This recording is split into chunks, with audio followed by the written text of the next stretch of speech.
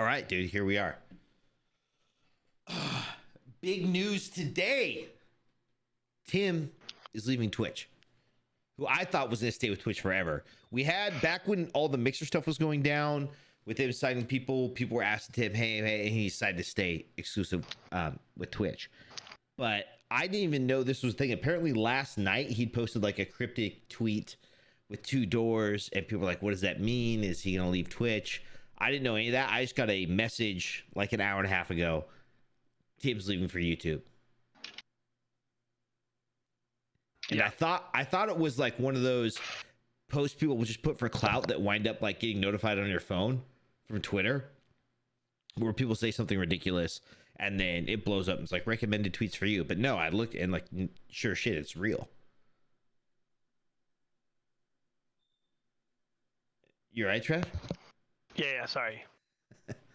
So I mean, what do you think, man? So I actually watched a 20-minute video of Dr. Lupo talking about it. What do you have to say?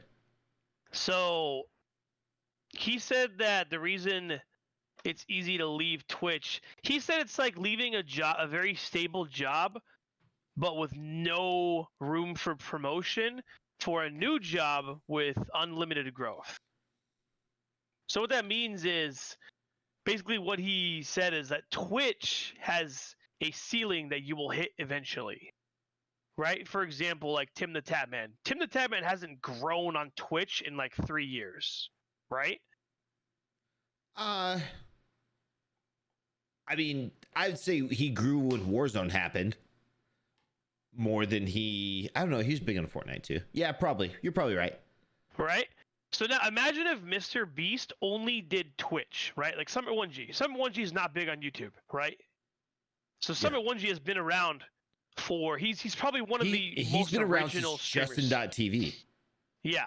So imagine if Mr. Beast only did Twitch, right? So Summit 1G is probably one of the most recognizable gamers in the world, known by almost everybody. He only has 6 million followers on Twitch. Sounds like a lot, right? But Mr. Beast, who's been creating content for less time than Summit 1G, didn't basically lock himself into like one platform, and he has 60 million followers, right? So basically, Dr. Lupo, his like whole point was that on Twitch, you're going to hit a ceiling eventually, right? Where everyone on Twitch knows you, right? Like Tim the Tatman, like Nick Merckx, like Ninja. Everyone on Twitch knows him. No one's going to accidentally click in a Ninja stream and be like, wow, look at Ninja. Everybody knows him, right? Everyone knows Tim the Tatman, right? So like there's going to be no like new viewers clicking into his stream and being like, wow. You know what I mean? Like they hit their ceiling, right? And like, it's like Dr. Lupo explained it perfectly. Like basically it's like when the switch was like, you left a really stable, great job, but with no room for growth for a new job that has unlimited growth, like Mr. Beast, like you know what I mean? He has the second most viewed video on YouTube right now, currently, Mr. Beast says. Right?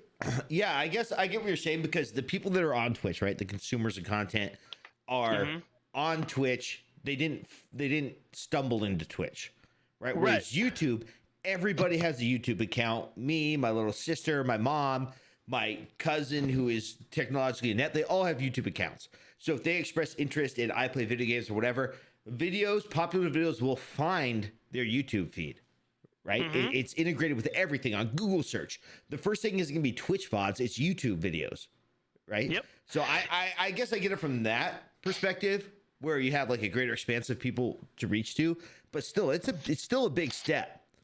If I was someone like Tim or Doc, I wouldn't feel as shaky on him. The people who follow you are diehards, and they will follow you. You may lose a couple casuals, but you will still have your core base moving. I feel like you have to be a certain level to feel comfortable switching over to YouTube. Yeah, and Tim also has like 4 million subscribers on YouTube. So like the viewership between Twitch and YouTube is vastly different, right? So like when Among Us was big, the big YouTube streamers, they were averaging like 90,000 viewers, right? When Among Us was like blowing up, right? Yeah. Twitch didn't get that. Unless there was like a really big collaboration, right? Twitch didn't get that. There was no one Among Us streamer that was getting 80,000 viewers on a normal basis, right? That was happening on YouTube though. I didn't know that. Yeah. So the 20-minute video is basically the big decision was that, like Dr. Lupo explains it, like basically you use Twitch to grow your YouTube following. So when you switch to YouTube, you have your 4 million subscribers that follow you for your content and are going to keep following you, right? And anybody who subscribes to your YouTube channel for your like VOD videos, every time you go live, they get a notification. Right. So I understand how that'd bring a lot more people into it. It's just insane. I don't know, because I thought Tim would never switch. Now I don't know who's going to switch. Like, who's the next big content creator? Because there's a shift. That's the exciting thing, is we don't know, dude. But so I think it's to the point where like Tim the Tatman and Dr. Lupo have gotten to a point where they just haven't seen growth in a couple of years. Now, I don't know if this is true or not. Like Dr. Lupo didn't say this in his 20-minute interview. All he said was like, basically with Twitch you have a limit, with YouTube you don't have a limit, but you want to be comfortable enough to change over because you're obviously going to take a few hits when you change over, right? You're already an established Twitch streamer. You've been known to stream on Twitch for 10 years now, and all of a sudden now you're streaming on YouTube. You're going to take a hit, right? You're going to take some negatives. One step back to take 2 steps forward, right? So sorry, go ahead. So looking at all this, right? There have been people who've had issues with Twitch. You can see people getting frustrated with Twitch. They've had multiple incidents over the last couple of years, obviously starting with a huge doc drama, and then you've had these hot tub streams, the whole Amaranth, like a million times, like people complaining about that, her being in trouble with Twitch, XQC getting banned on Twitch for DMCA strikes, a lot of streamers getting knocked for DMCA strikes from years ago, right? If we're looking at big streamers who have the most cause to remove themselves from Twitch, I think it's XQC. I think he's like the next person you could see move on from Twitch, like of the big streamers. I disagree. I think that once you hit a certain point on Twitch, like XQC's level, like you and I were just talking about this off stream, but like people don't realize like how much bigger certain people are. Like when people think of Tim the Tatman, they think face of Twitch, right? Or like one of the largest streamers. Yeah. But that's not true. Like the analytics show that that's not even relatively true. They're like 30 streamers larger than him, right? And like the point from him, from like Tim the Tatman to XQC is so vastly different. Like if you think Tim the Tatman makes a lot of money, XQC makes, just through sub count alone, triple what Tim the Tatman makes. Yeah, but right? he's also Canadian, so half that goes to more expensive beer and healthcare. Okay, yeah. I guess. Okay, I'm just saying. I feel like XQC has hit the limit, but he's also making so much more than other streamers, just like Nick Merckx and just like a few other streamers. Like I don't know if Aiden Ross has hit that limit yet because he's recently blowing up, but like a few streamers have hit that limit where it's like they pretty much run Twitch, right? Like XQC has done things that other streamers would have gotten immediately permanently banned for, right? Like he stream sniped in a Twitch Rivals event, right? And griefed the team for $100,000, right? And he only got banned for, I believe it was like 24 hours. Other streamers would have been completely taken off the platform for that, right? So like at this point, I feel like XQC and a few other streamers are literally untouchable. I feel like at this point, like I don't know. I mean, maybe, but like also, like I just don't see XQC or like Nick Merckx ever leaving Twitch at this point in time. But streamers like Tfue, right? I think that he's like an optimal person, right? Like he's not at the top of Twitch. He's definitely a bigger streamer, but it's curious to me because when you look at YouTube, right, and the way they run their content, they've also had issues. Like they are demonetized hungry, right? If you like, I'm talking like two F-bombs. They like, it's like a tiered demonetization of your video. Like you swear a couple times, it's not clipped out. That's when you look at all the VOD clips that are posted. Hey, look at this new meta, whatever, from Nick Merckx or Tim, Cloaksy, whoever. It has all the swear words cut out. And I don't know how that translates between that and them doing their live videos. Dude, you know what I just thought about? What's up? You know, YouTube Gaming just released an announcement within the last month that they have added features just like Twitch, as in clips from their Twitch streams or from their YouTube streams. Like, now you can clip on YouTube, which you could never do before. You can clip on YouTube now? Dude, hey, yeah, wait. Yeah. Hey, do we got the account ready to switch? As of like last Hank's month. handling it. And so you can clip now. You can do what else? You can raid now on YouTube, which you couldn't do before. You can raid on YouTube now too? Yeah. This is all brand new functions that were literally they tweeted this month that were added, and all of a sudden now Tim the Tatman is switching. I wonder if Tim the Tatman or like some other large Twitch streamers were like, "Hey, look, this is part of like us switching over. Is you need to add these functions because we think that they are highly important." Right? Well, you gotta think, like, for any of them to switch, right? They themselves are their own essential corporations, right? They have a huge following of people that are loyal to their brand, just like they would be to Lululemon or whatever else. Like, people who watch Tim the Tatman, they're the Tim the Tatman army. They're locked in. We talked about this last podcast about Doc and his followers. And you got to know that they've had a sit down with someone at YouTube. Like, what can we expect? What's it going to look? What's it going to look like moving forward on your platform? Like, what features you're going to add? Well, that had to be a part of the conversation. Well, the number one big thing is I'm pretty sure, I'm not pretty sure, I know for a fact that they got a huge paycheck, right? 100%. Sign-on bonus. 100%. But I think that, I just think I just thought about this right now, too. I was like, wait a minute, didn't they just announce that they released, that they added, like, 5 features from Twitch to YouTube Gaming? I'm wondering if these Twitch streamers didn't get together. Like, Dr. Lupo and Tim the Tatman are good friends, right? They stream together, they play together, they've known each other for a long time, they talk. They're very good friends. I wonder if this wasn't like, hey, yeah, we'll switch, but these are the things that we need just as like an average streamer. Like we need the ability to host people. We need the ability to get Twitch clips, because that's mainly how they're like, a lot of Twitch streamers grow off of Reddit, right? Now, obviously, Tim the Tatman and these guys, they don't need to grow, essentially. But do you know how like important it is for a Twitch streamer to stay super relevant on other platforms, even if they're large, right? I mean, 100%. That's why you see, hey, this is the new meta video every fucking day from Nick Merckx. Right. You know what I mean? So like these clips that like random people in their Twitch chat generate and go to Reddit and post and like, dude, Tim the Tatman did this today. Like, I think there's like so important. So I wonder, like, I haven't heard anything about this. I literally just thought about this right now, like we were talking. I wonder if part of their contract wasn't like, hey, yeah, like we will switch over, but these are some features we need. Because like, think about how long YouTube Gaming has been a thing. I mean, when they first, like, probably 2 years.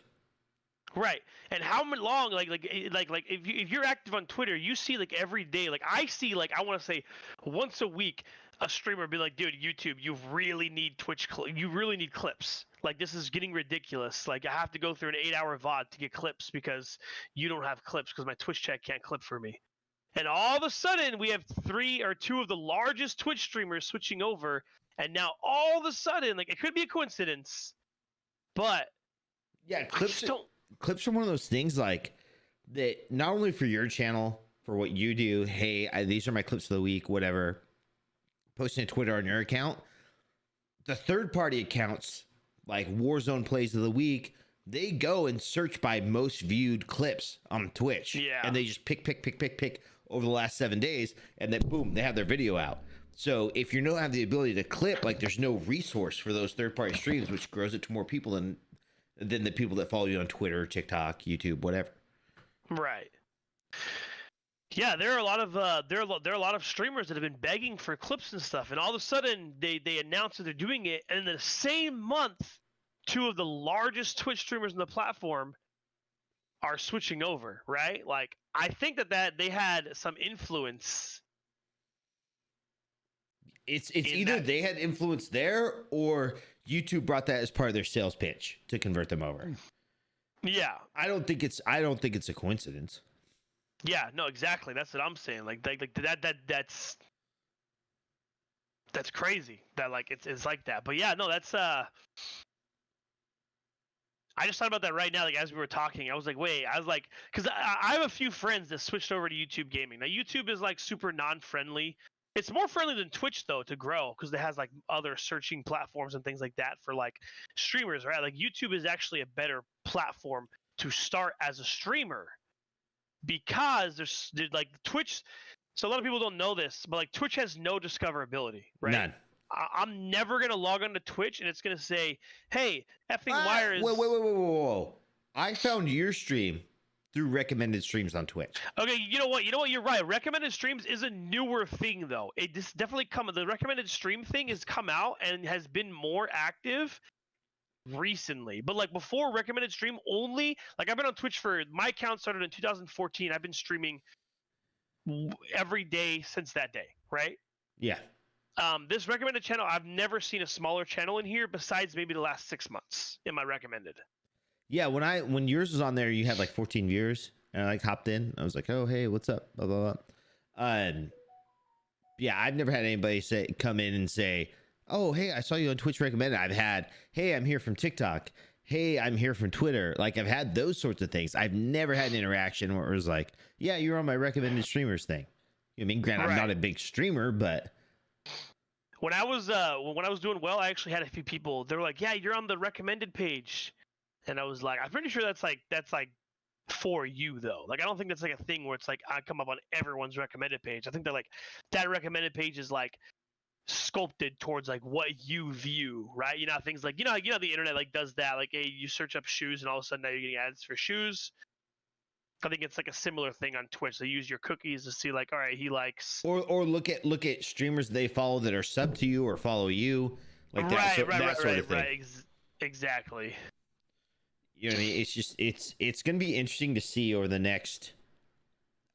I think in the next 5 years, Twitch will not be the largest streaming platform. I think that YouTube will be. I think that eventually YouTube, because okay, overall, like YouTube's just a better platform. But people right now make more money on Twitch. Well, why? Gifted Twitch subs is one of the largest things ever. YouTube doesn't have that function yet, right? No other platform has that function. Facebook doesn't have that function. You can't gift subs, right? Yeah, on Twitch you can. So as a streamer, so my Twitch channel has blown up a couple of times, right? Yeah. When I was playing, the first time my Twitch stream blew up was when I was playing League of Legends. I got decent at League of Legends. I got to a decently high rank, and I was playing with some really famous people, famous League of Legends streamers, right? They were rating me because I was like playing with them, right? I blew up and I got like 200 subs back then, right? But I was also averaging like 60, 70 viewers. Again, in PUBG, when PUBG came out, again, I was a very highly competitive player. I was top 10 on leaderboards for not only squads but duos as well, and I was top 10 on leaderboards for 7 straight seasons. Right? Like I was very into PUBG. I was well known as one of the best shot callers in PUBG. We competed heavily. I blew up again in PUBG. I was averaging like 40 viewers. Again, I got up to like 200-300 subs. Now, all of a sudden, 3 years ago, this is like on my downtime, like when I didn't blow up again, right? Mm-hmm. Gifted subs becomes a thing. Blackout comes out. I blow up on Blackout. I become like top 5 players in Blackout. I'm like one of the scariest players in Blackout. We're winning. Me and Dozerman are literally winning every single tournament. I blow up again. Gifted subs is a thing. I get up to like 600 subs this time. But I was averaging like 80 viewers, right? Yeah. So now, fast forward another 2 years, I blow up again on Warzone, right? I've been able to replicate this blow up on multiple games. I blew up on Warzone. I got 1,200 subs, dude. Yeah, right? that was right after Twitch Rivals, and also in the middle of us doing our every gun in Warzone thing. Yeah, like because I was doing the same thing, like not to the greatest scale. Like I didn't play on that high competitive level, but I was averaging 15 to 20 viewers, and right, we were blowing organically up together. 85 viewer average stream. I had one, right, and it was insane. Right. So But now, like, gifting subs is becoming a more common thing. When I played Blackout, it was a new feature. Not many people were doing it. But now it's getting to the point where it's like people literally gift subs like it's nothing. It's better. Like, people would rather gift subs than donate. Because when you're donating somebody $20, it feels, I don't know, like whenever I've only donated to a few streamers. Whenever I donate, I've donated like $800 to Doc.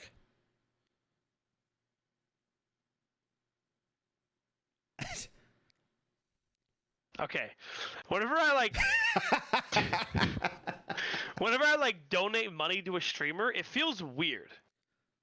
Right? I think it out of the blue, sometimes it feels weird, but if it's like, hey, if you do this in this game, I'll donate $10. Like, I'm about it. Like, I just feel like if I go to a Twitch channel and I gift 5 subs, it's way less awkward than donating $20. And I think most people think that way as well. And I know it sounds weird because, like, okay, but that's $20 you're gifting or 5 subs you're gifting. It's the same thing. And the streamer even makes less from subs as well. 100%. I mean, as affiliates, you make 50%. Right, but it is just it's easier. It's a click of a button. Continue, like, you know, right here I have it on your screen. Gift sub. I can gift 5 subs, $25, done. And I click complete purchase, it's done. That easy. Mm-hmm. I don't have to go to a separate. You know what I mean? It's just like I don't know. I just think it's easier. So, like, I think that right now and for a little bit, but I think the second YouTube Gaming adds a gift, I don't even know how they do it. Do they even have subs on YouTube? They do, because I'm sub to Doc. Like, it's so you have your subscription, which is your, like, just to the YouTube channel. It's free. It just notifies you of all their shit. But then there is a live subscription that you can do on YouTube. So you pay like a $5 fee or a $7 fee or whatever it is. Yeah, Mello says they're called memberships. Memberships, yeah. Okay. But the second, like, and YouTube doesn't have where you can gift those, right? It's just like you can, as one user, you can have a membership with a community, right? Yes, that's how it works. I think the second that YouTube adds gifted memberships to their creators, it's all over. I think so many Twitch streamers... there's 2 things they need to add. Go ahead. They need to add, obviously, the memberships, right? Gifting. But the other thing they need to add, which Twitch has made super exclusive to do, but Mixer had, was, like, for everybody, integrated co-streaming. Like, you go to a YouTube page and you're seeing your 3 favorite streamers squad up and you can watch them all at once, no problem, right? They don't have to be Twitch partners who have any sort of special access to do it. The moment you can watch, like, groups play together and then watch the VOD of, like, a certain clip, like, as far as content generation, because me and you have both had to match up clips with each other. It's kind of a pain in the ass. But if they added the squad streaming stuff like Mixer had, where anybody else had a Mixer account, you'd be like, yep, let's get on stream together. It's those 2 things, because they need something a little bit more than what Twitch has. You know what I mean? I have a question. What's up? So I was actually a very large streamer on Mixer. I switched over to Mixer in the PUBG days. Mixer had something called the Hype Zone. Bro, the Hype Zone, I streamed on Mixer because I was an Xbox player before I got my PC. This was like 6 or 7 years ago, right? 5-6 years ago, somewhere in there, when I was still in the Navy. I wasn't streaming consistently. I just did it for fun. And getting on the Hype Zone was a game changer. Like, you'd spike to 10,000 viewers. Okay, so as a top PUBG player and as a leaderboard player, you have to understand I had like a 70% win rate in PUBG, right? I was top 10 of leaderboards. Me too. How the ranking system in PUBG worked says if you took anything less than first place, you lost like 20 points, right? If you won first place, you gained about 3 points, right? So you had to have an insanely high win to loss ratio to be a top 10 player, right? You had to play like a bitch. You didn't get many kills. But I was able to abuse that and get onto the Hype Zone on a consistent basis and get up to averaging over 100 viewers on Mixer. Now, I think that Mixer had a lot of bots. Like, the viewership was not very accurate because the amount of money I made for averaging 100 viewers on Mixer was pathetic. I made maybe $50 a month, averaging 100 viewers, right?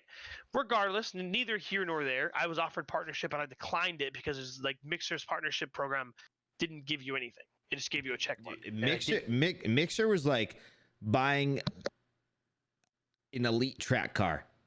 the motor, the transmission, everything that made it run was incredible, but you didn't have a stereo. Like the actual framework of how it ran was incredible. Like the low latency, the ability to co-stream, all that stuff was incredible, but they didn't have any comforts on it. I feel like it's the opposite. I feel like they had so much comfort, so many different features, but there was no structure to it. Like, it was all like, it had such good ideas. Like, okay, no. What I was gonna say is, imagine if the hype zone.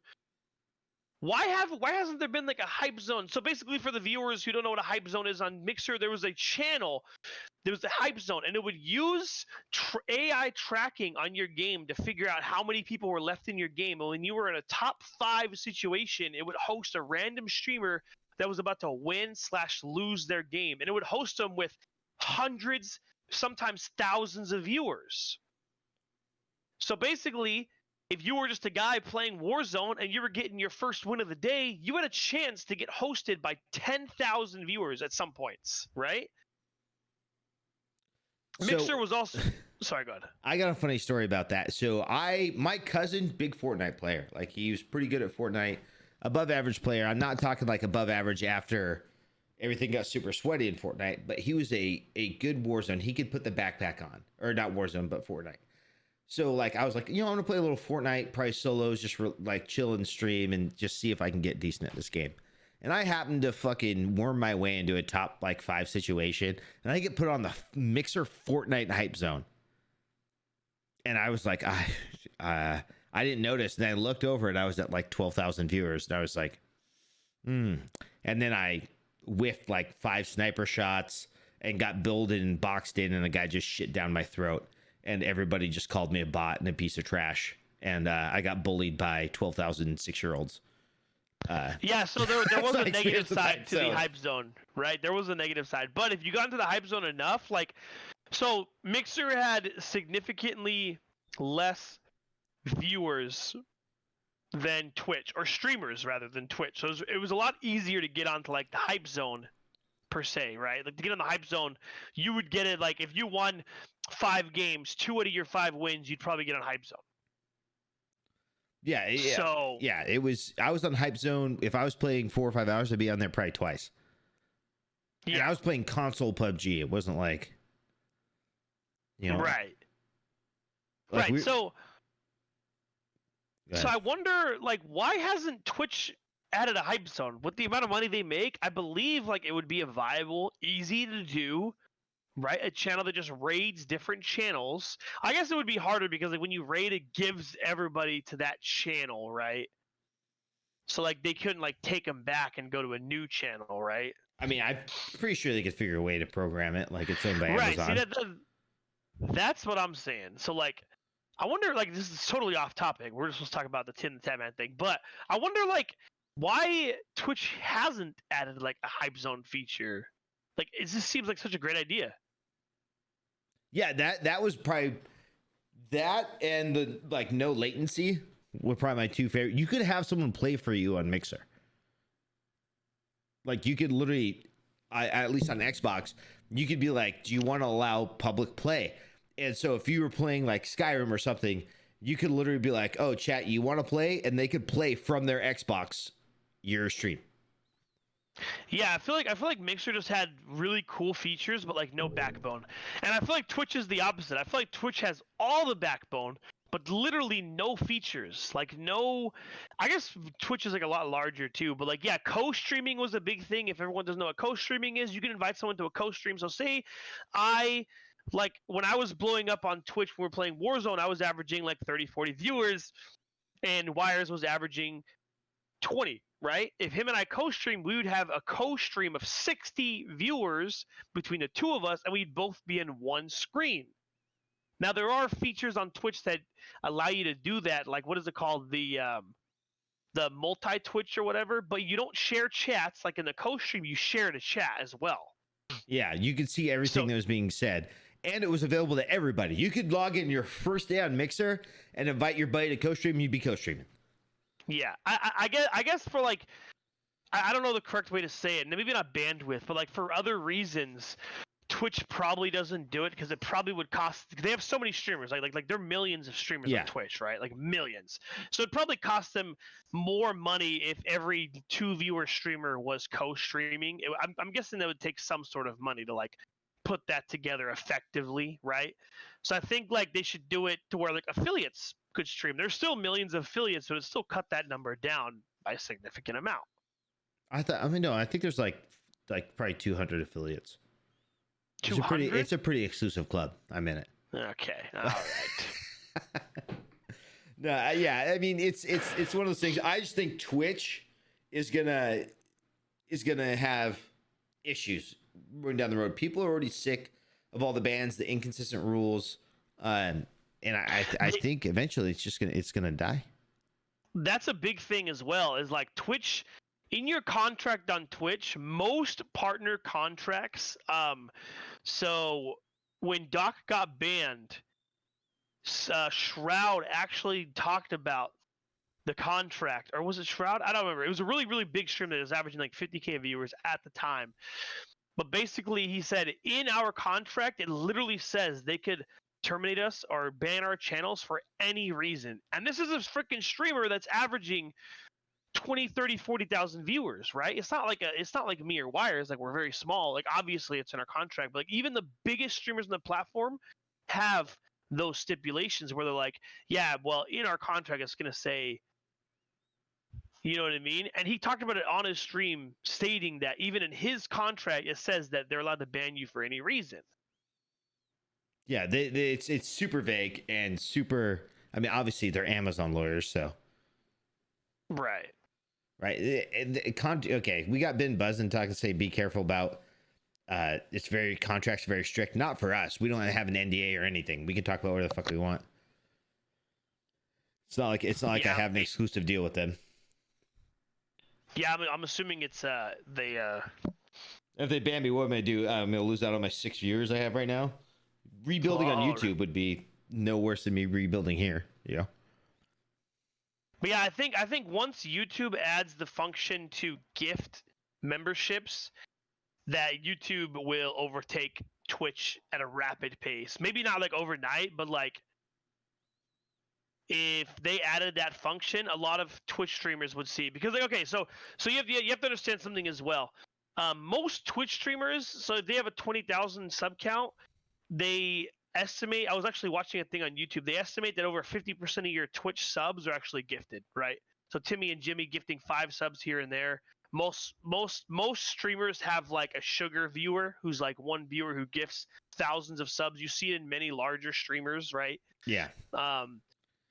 So they estimate that over 50% of subs on Twitch are actually gifted. I was actually watching another podcast that they were speaking about it, but it's over 50% of subs on Twitch are gifted, and I believe it, because even when I had 1,200 subs, I'm not going to say their names, but I had 3 people who gifted over like 700 subs just between the 3 people.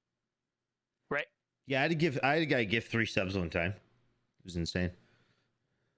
Right, but you've also had over 100 subs at some points, and I'm guaranteeing like 50 of those gift.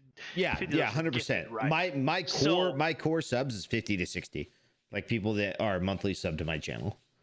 Right, and so for a larger streamer to go from 20,000 subs to 10,000 subs, I mean, at the end of the day, they're still making a ton of money, $50,000 a month. Yeah. But going from $100,000 a month to $50,000 a month, no matter how rich you are, that's a big fucking hit. Yeah. I mean, it's gonna be interesting to see how it plays out. I feel like people are tired of Twitch, but they are too scared to leave it. I think that's where we are right now.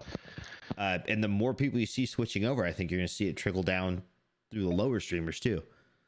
Yeah.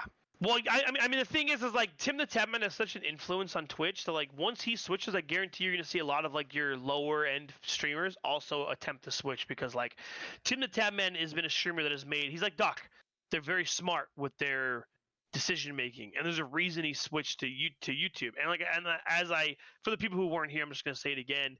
There's a interview with Dr. Lupo on why he switched, and pretty much the reason is because they feel that Twitch has a ceiling. Like eventually you're going to hit a ceiling on high you can go with Twitch. YouTube has no ceiling, right? There are not people who don't game on Twitch, right? I would say 95% of people who are on Twitch are active gamers. And people who like watching chicks in hot tubs. Right. 99% of people on YouTube have never touched a fucking game before. You're talking about billions of people that use YouTube versus tens, hundreds of millions that use Twitch. Yeah, so there's an interview. Yeah, like I said, there's an interview with Dr. Lupo of him explaining it that like he feels that YouTube has no ceiling, but Twitch does, and he feels that he hit his Twitch ceiling because he hasn't seen an insane amount of growth in the past couple of years on Twitch, but on YouTube he feels like there's no limit, just like Mr. Beast and stuff. Like there's literally no limit on how high you can go on YouTube.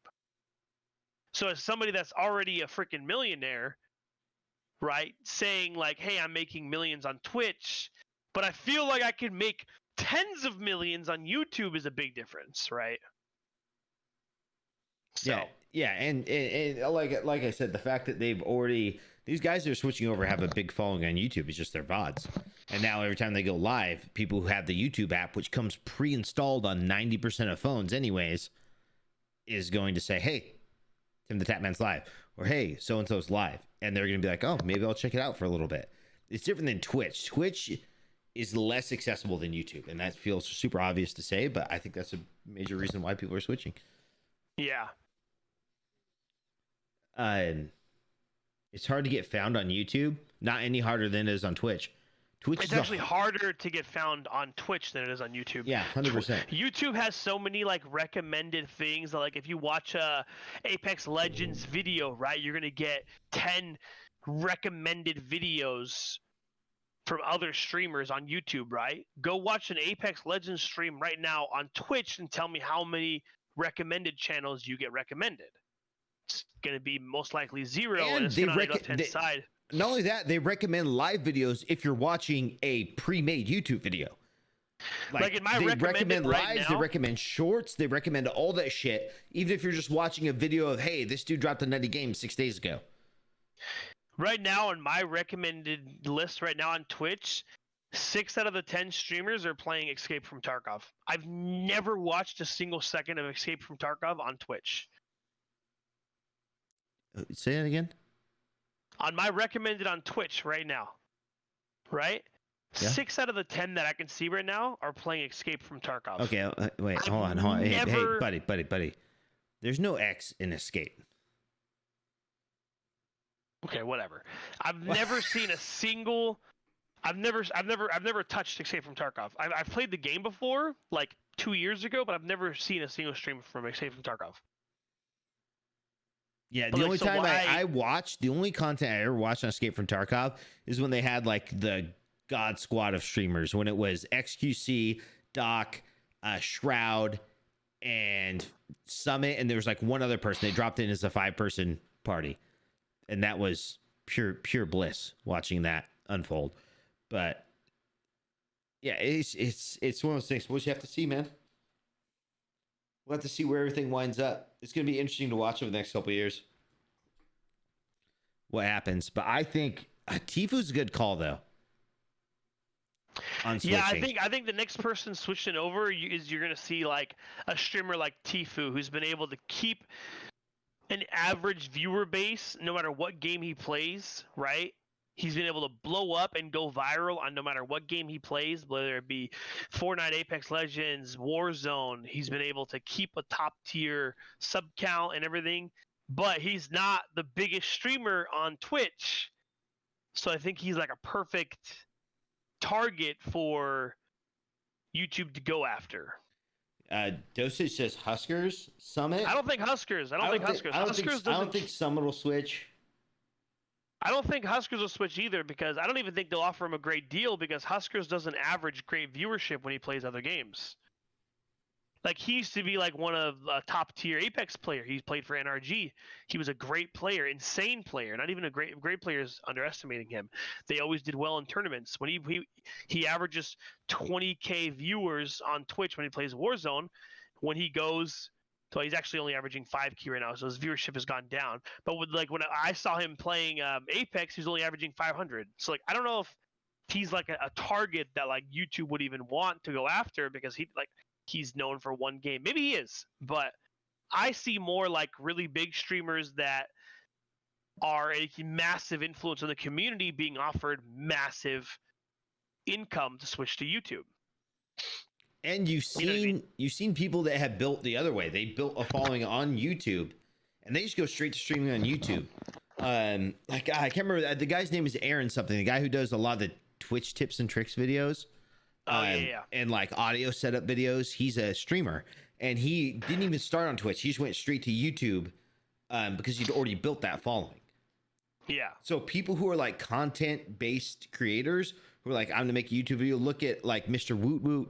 Stuff like that, content creators like that, I feel like are just going to start off like immediately going to Twitch. They're not even going to switch, or immediately going to YouTube. They're not even going to switch over. Symphony, no, I feel like Symphony's the same as Huskers. He only gets viewers when he plays Warzone. Like think about the people who have switched over to YouTube, right? Dr. Lupo and Tim the Tatman. Dude, those two can play any game and average 40K viewers. Courage. Right, exactly. They're not known for playing Warzone, right? None of those people got big on Warzone, right? None of those people got big on one game. Those are all people who can play any game and average high viewership. I mean, Doc was averaging like 25,000 playing PGA Tour. Mm-hmm. Like, you know what I mean? It's one of those things when you look at a person who's skill-based streamer, like Symphony, he's not that entertaining to watch. Like, you know what I mean? He's just nutty at a game. Yeah. You know what I mean? Well, yeah. Like he's just nutty at Warzone. He has a lot of like meme clips shooting people through walls. You got Huskers. That dude is good at Warzone, but he's a fucking nerd. Like I mean, we've seen the videos like Tim talking about Huskers and shit. The dude is like he's just really good at the game. You know what I mean? Since Tim left, do you think Nick is next? All right, so we actually had this conversation off stream. No, I don't think Nick. We had on stream earlier. Did we? Okay, yeah. Well, let me explain that. So you guys know that Tim makes millions of dollars, right? Tim makes a lot of money on Twitch, right? Yeah. Nick literally makes like triple to quadruple what Tim makes. He literally has double Tim's sub count, right? Like, I don't think Nick is going to switch. I don't think they can pay him enough money to switch. He's literally the face of Twitch right now. Him and XQC and a few other streamers, but like, Nick makes so much more money than Tim, and people don't even realize it. Like Nick, there's no way Nick switches right now. No, maybe once he like plateaus, but like after, you know what I mean. But like as of right now, Nick makes. He has 70,000 subs. There's no way he's switching without a gifted membership feature or anything like that. He just makes too much money. Like a lot of people are comparing Nick Merckx and Tim the Tatman on like as if they're on the same level, and they're not. Tim the Tatman is so much bigger than Nick Merckx is so much bigger than Tim the Tatman. It's actually insane. He's got over double the subs. Exactly. Yeah. So no, I don't think that Nick Merckx is going anywhere. Summit's still averaging almost 40,000 subs. Yeah, that's nuts. Oh, dude. I mean, Summit's like an OG dude. And he's. Yeah, he's his. If they had like a founders for Twitch, he'd be on it. 'Cause he was streaming. It was just in TV. Mm-hmm. Dude, who's this? Amaranth. She averages a lot of. Oh, Amaranth. She's a League of Legends streamer. She's really good. Yeah. She looks like she look good sucking on an ear. Sucking on what? An ear, like a ASMR mic ear. She got banned for that. You know that? I know she got banned when she was like dressed up as a dinosaur and she was like headbutting her fucking. They had like an ASMR mic that looked like it was in the shape of an ear, and she was like sucking on it. From what I heard in articles. From what I heard, yeah, definitely didn't.